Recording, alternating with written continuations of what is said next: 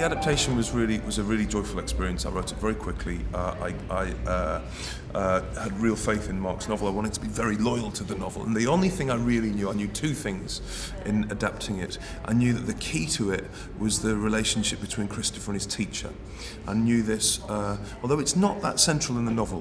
What struck me was that everybody in life has a favourite teacher.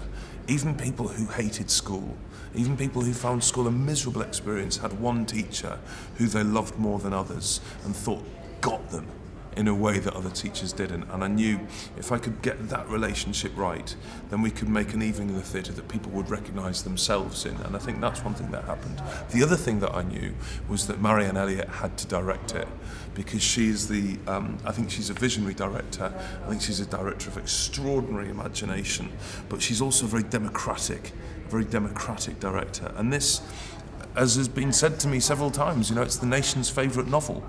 This can't be a piece of theatre that alienates people. This has to be a piece of theatre that you can come to if you're 10 years old or if you're 90 years old. It needs to appeal to people who've got very high art taste in theatre, but also it's got to be a family night out. And I thought Marianne could release that really beautifully and really perfectly.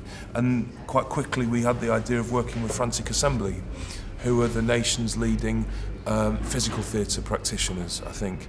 And Scott Graham and Stephen Hoggart created something which is physically really extraordinary, I think. But everybody working on it, Finn Ross, the video designer, Paulie Constable, the lighting designer, Bunny Christie, who designed the extraordinary set, all of us were united in wanting to tell Christopher's story as honestly and properly as we could.